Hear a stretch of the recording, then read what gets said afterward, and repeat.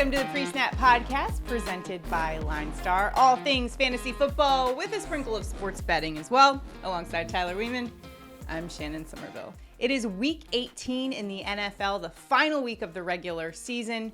First things first, though, as NFL fans, we can all take a collective bit of a sigh of relief as we've gotten some positive updates on Bills player Damar Hamlin, who on Monday Night Football went into cardiac arrest on the field, had to be rushed to the hospital.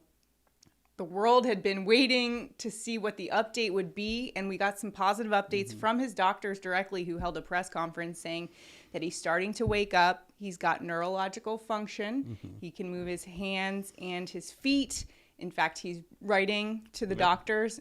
And the first question that he wrote to his doctors was, did we win? Yep, I love that. That was the first one. And the doctor's response in the press conference, he said, you won. Yeah, you won the game of life. And it's certainly positive that we're getting good updates. He is still considered critically ill. However, it seems that all indications from the doctor's perspective are trending positively. So we still continue to send our thoughts and prayers his way and to the Bills community. Also, the Bengals have been really great. It was just really nice to see the outpouring of support for Hamlin and his family. And obviously, big shout out to the first responders, the doctors that were on the scene. They're really the ones that are saving them. In that one. And in fact, in the press conference with the doctors, they made sure to note that it was the quick response that saved his life in that instance. So it's just nice that we have a positive update there as we head into the final week of the regular season. There had been this cloud that was looming. In fact, even talking about NFL games, it just felt wrong considering that we had a player in a life or death scenario. So we can all take a deep breath, kind of take a step back, and then refocus for Week 18 is here, the final week of the regular season. We've got a lot of great games and playoff implications in a lot of them. For daily fantasy, though, there's an interesting problem in that a lot of these teams who are already in and have cemented their spot in the playoffs will likely be resting guys. How do you approach that when you're looking to build a lineup for daily fantasy? And not only just guys or teams that have already got their playoff spot, all that locked up, but also teams that are totally out of it, that have a superstar, that they're coming back. There's no reason to risk them, in the second half of a game. So some random players that we don't really know about could be sitting as well. Me personally, I always take a big step back. If I play, it's very light this week. I do, however, think there is some edge if you really want to dig in and dive through all the beat writers, all the news you possibly can to figure out who is going to play. I think there is a possibility to get a little bit more of an edge just because it's really hard to get some of the news and, really understand who's playing and who's not. And if you have one of those stars in your lineup that does in fact go the distance in this game, it could really help you in daily fantasy. Well, we'll get to our daily fantasy projections now for Week 18. The first player we're going to start with is quarterback Jalen Hurts, who's going up against the Giants. He had been dealing with a sprained shoulder, so he was out the past 2 weeks. And in fact, the Eagles struggled without him. Gardner Minshew, his backup, just couldn't get the wins for the Eagles. And now they're in a situation where the 1 seed is at stake for them. Good thing Jalen Hurts appears to be coming back this week. They haven't made an official determination yet. However, all signs are trending that way. He did participate with the first team reps in practice for today. We are filming this on Thursday, so it's looking good there, and they certainly need him. Prior to his injury, he was averaging 301 total yards, averaging 2.5 total touchdowns per game, an absolute fantasy stud. Favorable matchup for him this week, going up against the Giants, who ranked 29th in defensive DVOA. Tyler, how do you assess Jalen Hurts from a fantasy perspective this week? Well, one thing is it's kind of a must-win game for them. If they win, they get that first round bye. Right. So that's really big, especially if their team is a little bit banged up here. Hurts has been really good. The Giants 21st versus the quarterback over the last 4 weeks. You mentioned their DVA is low as well. And the last time they placed, Hurts had 294 total yards, had 2 passing touchdowns, 1 rushing touchdown versus the Giants in week 14. Giants don't really have that much to play for. They're pretty much locked in their spot here. So I think it's really up to Hurts here to just come out and win the game for them, lock up that spot. And, he may get pulled a little early. But what we've seen out of this team and Hurts all year is he gets to a big lead and then they just run the ball. So him being pulled early, I'm really not that worried about it. Yeah. I mean, he can rack up some serious fantasy points in just one half alone, which could help you win a fantasy contest. Now let's check in on a sleeper pick at quarterback. Jets quarterback Mike White going up against the Dolphins. Let's be honest, White had an atrocious outing last week against the Seattle Seahawks that basically knocked the Jets out of playoff contention. Just 240 yards, no touchdowns, 2 interceptions. He was playing, though, with fractured ribs. Maybe came back a week too early, didn't look too good, was making some bad decisions and not making some easy layups there. This week, though, he has a more favorable matchup going up against the Dolphins, who rank 25th in pass defense DVOA. What do you make of this game, particularly because the Dolphins have something to play for in terms of a spot in the playoffs? They are still in contention for that 7 seed, a wild card spot. If they win and the Bills win their game against the Patriots, they're in. What do you think from a fantasy perspective that means for Mike White? Yeah, one thing is, I don't think the Jets are going to just let the Dolphins win. The Jets are absolutely going to go after the Dolphins and try and win this game. They have a lot of young guys, so that experience helps. So they're going to go out and really play this game. And then Mike White is playing for his job. He wants to be a starter, at least on the Jets or on a different team. And so having another good game here will help that cause happen. Job security, always a good motivating factor when you're talking about the final game of the season. And Miami just hasn't been a great defense. They rank 26, allowing 250 yards a game, passing yards a game, and then also 29th, allowing 1.8 passing touchdowns per game. So I think it's a good matchup. The motivations are there. The Jets are going to want to beat the Dolphins and be spoiler. So I think as a cheap kind of low-owned sleeper play, it's an interesting pick. Why not? Take a shot at the Jets quarterback this week. Let's move on to our running back situation. The first running back we're talking about is Rams running back Cam Akers. He's going up against the Seahawks this week. Akers has turned it on over the last couple of weeks. He's had over at least 100 yards from scrimmage each of the last 3 games.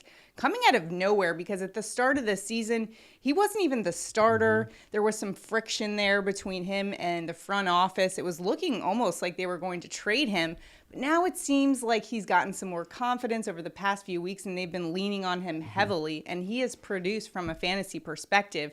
Now he's got a favorable matchup going up against the Seattle Seahawks that continually get carved up by running backs week in and week out. In fact, they allow the 3rd most rushing yards per game. What do you see from the fantasy outlook for Akers this week? Yeah, I think we have just a really good situation here where the Rams have been leaning on him heavily. He's had a huge workload. And then we have a Seahawks team that ranks 31st on the season versus our RB. They're 25th over the last 4 weeks. So even though they've been slightly better, they're still very bad. And Akers has been really good. Not only does he look good, but, maybe those injuries that he had are finally, past him. Sure. And he is getting healthy. They're giving him the ball. And really, I expect them to do the same this week. So with that, I like it. One of the things with this week is I want to have more, just be a little more sure that these players are going to get touches. And I think Akers will. He's also a threat in the passing game as well. Yes. In fact, Sean McVay has praised him as showing more of an ability to be a complete back, which for fantasy purposes, that's a win for you. It is, absolutely. Another running back we're looking at this week for daily fantasy is Colts running back Zach Moss, who's going up against the Houston Texans this week, which is always a favorable matchup for opposing running backs. Zach Moss, earlier in the season, he spent the first half with the Buffalo Bills. So only really just started coming to life with the Indianapolis Colts, averaging 73 rushing yards per game in the last 3 games. Houston's allowed the most rushing yards per game in the NFL. What do you see as the ceiling for Zach Moss this week? Yeah, Zach Moss is another kind of like Mike White situation where the Colts want to see what they have in him. It's Moss's job right now. Houston ranks 31st, not only on the season, but also the last 4 weeks. They've just been awful against the run. So it's a really good situation to see what Moss has. He is really cheap. And if he gets into the end zone with those, 70-plus yards that he's been averaging, maybe a couple receptions, and you have a really nice game out of somebody that's pretty cheap. All right, let's move on to our wide receivers here. The first wide receiver we're talking about is Vikings wide receiver Justin Jefferson, who leads the NFL in receiving yards this week, going up against the Chicago Bears. Now, Jefferson's coming off of his worst performance of the season, just 1 reception for 15 yards against the Packers.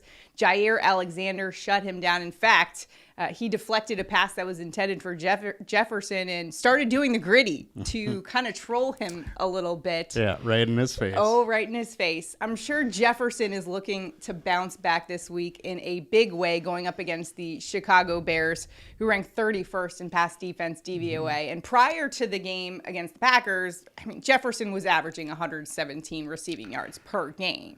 What do you think about his prospects this week? Yeah, and after that game, his average is now 110. Oh, man, really just slumming it these days.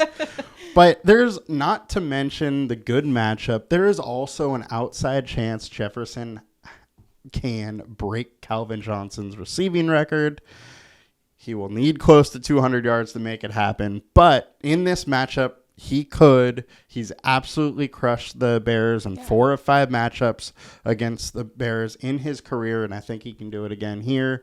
Minnesota does have a chance to get the 1 seed, although it's very slim. Do you worry in this scenario that this is a rest situation, given the fact that the Vikings have pretty much solidified their spot? I think you have to worry about every single, pretty right. Much most Fair players. enough. But yes, there is absolutely that worry. But if he starts the game hot, they may keep going to him, trying to get him that record. And personally, I think he is one of those players that does look at that, really wanting it. And Kevin O'Connell is a head coach that wants the best for his players. Yeah. The players love him, and I see him as having that kind of respect and wants to reward his players. So that could very much be the scenario. Let's check out the scenario for wide receiver A.J. Brown going up against the Giants this week. Now, Brown will be the beneficiary of Jalen Hurts taking back over those starting quarterback role. He is averaging 87.5 receiving yards per game. It'll be nice with Jalen Hurts back. They've got great chemistry. In fact, Hurts is the godfather of his daughter. So name a better duo right there than those two guys. Last game against the Giants, he had 70 receiving yards and a touchdown as well. The Giants ranked 23rd in pass defense DVOA. As you mentioned, a lot of teams are going to be, who have already made their spot in the playoffs, are like, I don't know, if we want to get hurt, we might rest some guys. And this is exactly that situation with the Giants. What do you expect for Brown? Yeah, and then not to mention also Hurts wants to get back on track with his receivers. I think that Eagles are really going to come out. They're going to try and throw the ball, get their offense back in shape how it was prior to Hurts getting hurt. And the Giants defense is really a good spot for them to do that. They rank 27th, allowing 1.1 wide receiver touchdowns a game, and also 24th, allowing almost 165 passing yards to the wide receiver. So I really like the spot for Brown. He did well versus them a few weeks ago, and he's in a good spot once again. And there might be some hesitation with going with wide receivers because Jalen Hurts was dealing with a shoulder injury. Yes. However, head coach Nick Sirianni has said, I'm not even putting him in the game if he can't hit those deep balls. So I'm confident if he is playing, they're going to try to make sure that he's got those at his disposal, especially heading into the playoffs. I think had they needed him over the last couple of weeks, he probably would have played at least last week. Yeah, that's a good point. And now I think with them needing the win, he's definitely they need play. that 1 seed. That's an important one when you head into the playoffs. A nice bye week to rest up. Especially if he's a little banged up. Yeah, and the Eagles have been struggling. You certainly don't want to head into the playoffs after losing 3 games in a row, which would be their fate if they lose to the Giants. Okay, we got a few more wide receivers to get to. The next being Jets wide receiver, Garrett Wilson. They're going up against the Dolphins, who've been pretty abysmal on defense this season. In fact, the last time the Jets played them, they put up 40 against them, and that was with Zach Wilson as quarterback. And he's the guy who got benched because of poor performance. What do you see from Wilson this week? Yeah, I mean, Wilson is absolutely the number one target here. Dolphins haven't been great versus wide receiver, ranked 20th. This is a very exploitable matchup for Wilson. And once again, the Jets are in a spot where they want to spoil the Dolphins show. Yeah, and as you mentioned, Mike White playing for a contract next year. Yep. So we likely will see him trying to hit his favorite target. I mean, Garrett Wilson, one of the most dynamic wide receivers in the NFL. You can't tell sometimes because he's on that abysmal Jets offense. It's but crazy he can make that he's some a plays. rookie. Yeah. He is really good. And next up is Drake London. What do you see for him this week? He's been a bit hit or miss for fantasy owners this year. He has been. He's been a lot better with Ritter, though. And he's really just been getting a ton of targets. They keep going to him. With the amount of targets that he's getting at his salary, he has a really nice floor. He's averaging 10 targets a week over the last 4 weeks for 6 receptions, 77 yards. He's just lacking those TDs. And he's going against the Tampa defense, which is a pass funnel D. They're 29th versus the wide receiver over the last 4. So I think it just kind of sets up for London to have a really good game. Being a rookie, he's going to be out there. They're going to be trying to win the game. If they do, I don't know about that, but they're going to be trying to lead on London. All right. Well, we always like to go with the Atlanta Falcons, especially since they're a team that basically wins the games they're not supposed to and loses the games they're supposed to win. So they can't beat Brady either. Exactly. All right, let's move on to our tight ends. The first tight end we are looking at is Dallas tight end Dalton Schultz, who will be going up against the Washington Commanders this week. Now, Dalton Schultz had a good game against Tennessee last week, 56 yards. He had 2 touchdowns in that game. And this week going up against a Washington Commanders team, they've been good against tight ends. However, the Washington Commanders in general seem to be a bit of a mess right now. In fact, Ron Rivera wasn't even sure in a press conference of what the playoff scenario was. So I'm not even sure what's going on over there with the Commanders.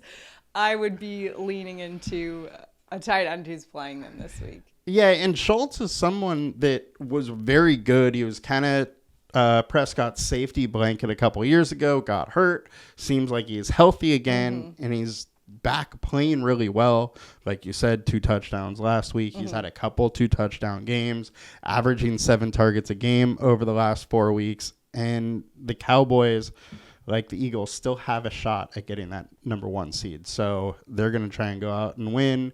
They are playing the same time the Eagles are too. So another team that I think is going to kind of bring it this week is going to be the Rams. And that's why we're looking at Rams tight end Tyler Higbee going up against Seattle this week. He's been a bit hit or miss all season long. In fact, he had 11 receiving yards last week. However, the week prior, he had 94 receiving yards against Denver. This week, he's got a favorable matchup going up against the Seattle Seahawks, who ranked 29th in pass defense DVOA versus tight ends. So not a bad spot to be in for Tyler Higbee. What do you think? Especially, we've got another situation. We talked about Mike White playing for his job.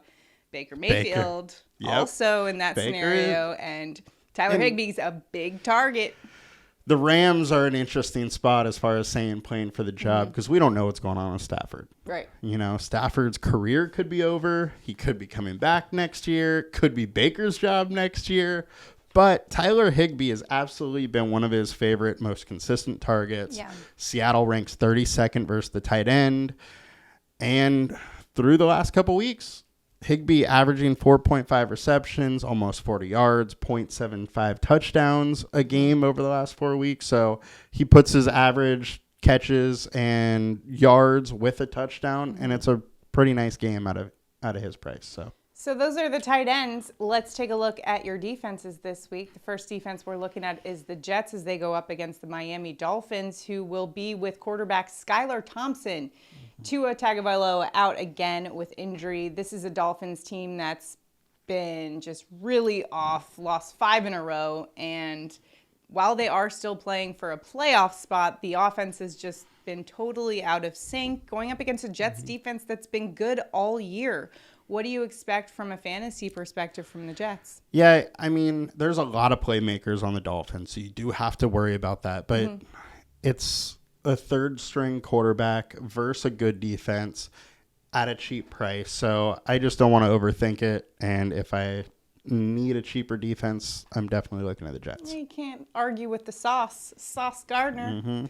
Next up, we're looking at the Minnesota Vikings going up against the Chicago Bears. Okay, the Minnesota Vikings defense, terrible. They aren't exactly predicated on their defense. Let's just say that. 25th in DVOA. However, it's the Chicago Bears. They're 27th in offensive DVOA, and now quarterback Justin Fields is on the shelf. So even worse offense will be trotting out there.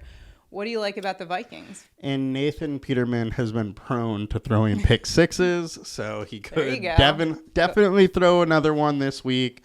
Bears are also allowing 3.5 sacks a game, so there gives you a little nice floor. And if they aren't scoring, a little bigger floor. If he throws a pick six, then you guys win. That's some points right there. Yep. All right, those are your daily fantasy projections for Week 18. For more analytics and information to help you dominate your daily fantasy contest, make sure to check out linestarapp.com. We've got a lineup optimizer to help you get all your ducks in a row there. And if you don't want, you're like, hey, this week I don't want to do so much research, we do it for you on the LineStar app. So make sure to check it out, linestarapp.com. Now it is time for touchdown calls of the game.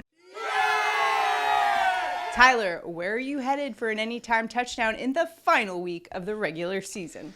I'm going with A.J. Brown, highest team total of the week. He has the third best wide receiver matchup as to our LineStar matchup tool. And Giants ranked 27th, allowing 1.1 touchdown to the wide receiver per week. I love this spot. There you go. A.J. Brown going downtown. I am in honor of the college football national championship game and the fact that I am a Georgia Bulldog. I had to go with a dog this week for my anytime touchdown. I am going with the Detroit Lions running back, DeAndre Swift, for a touchdown. He's got 8 on the year. In fact, last week he had both a rushing touchdown and a receiving touchdown. He's got great agility, patience, and a favorable matchup this week going up against the Green Bay Packers, who rank 31st in rush defense DVOA. I know they've been playing a lot better lately. However, I still like my chances with Swift back there, both a receiving and rushing threat. So give me Swift for an anytime touchdown. Now it's time for prop bets. Tyler, where are you headed for a prop bet in Week 18? I'm going with the man that has a chance to break Calvin Johnson's record, Justin Jefferson, over 90.5 receiving yards. That is the line that is on Prize Picks right now. It's 95 on Underdog. I was surprised to see it so much lower on Prize Picks, so let's hammer that. But he's crushed the Bears in 4 of 5. He's hit the over in 7 of 10. He's averaging 110 yards a season on the season, and only needs 194 yards to beat Calvin Johnson. Quite honestly, anything less than triple digits for Justin Jefferson, especially in the matchup he's in. When it's pushing to 80s, like I got to take that. Yeah. For my prop bet, I'm going Raiders quarterback Jarrett Stidham over 225.5 passing yards. Stidham had 365 passing yards against the San Francisco 49ers, who rank 5th in pass defense DVOA. What he showed in that game is his ability to hit the deep ball and just make really solid decisions, not take any risky plays. And he's also got Devontae Adams on his team. Let's be honest. He can hit Devontae Adams, basically throw it anywhere in his vicinity, and he'll be just fine. And he's got a favorable matchup going up against the Kansas City defense. Their secondary's been an Achilles heel for them all season long. In fact, they are giving up an average of 245 passing yards per game to opposing quarterbacks. Yeah, Stidham over 225.5 in this one. I just see him kind of crushing that over. He looked great last week. Yeah, we're like in the SEC this week in all my bets. Do you see a trend here? Just saying. We're trying to send that good positive vibes George's way for the Frogs and the Dogs matchup on Monday night. Okay.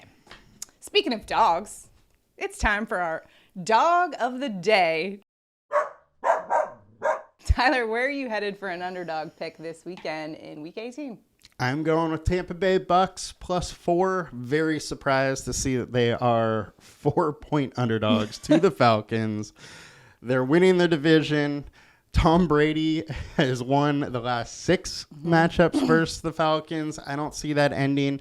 And to be frank, this Tampa Bay team needs to play. They need to keep their offense rolling. It showed signs of life last week.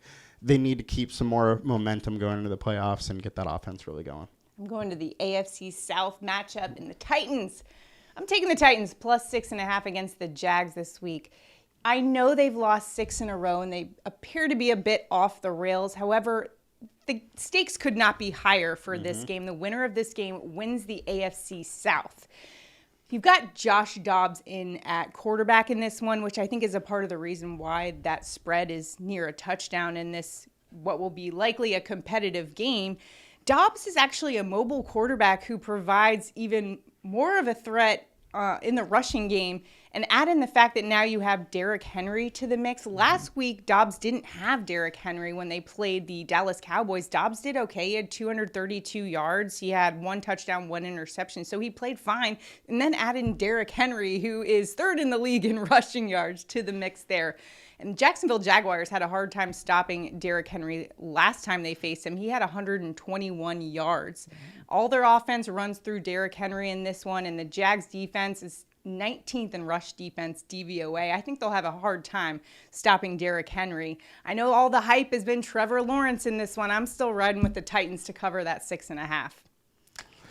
It's hard to bet against Derrick Henry. He can beat, sure can beat anybody. I mean, he just, every week, I'm so surprised. He just is seemingly very durable and always has that power. Jags have been playing really well, though. They have been playing really well. I'm not saying the Titans are going to win. I just think that spread's a bit generous to the Jags, considering what's at stake in this one. You know, Mike Vrabel's going to throw out all the stops. Oh, yeah. For his defense that's been fairly decent. And solid.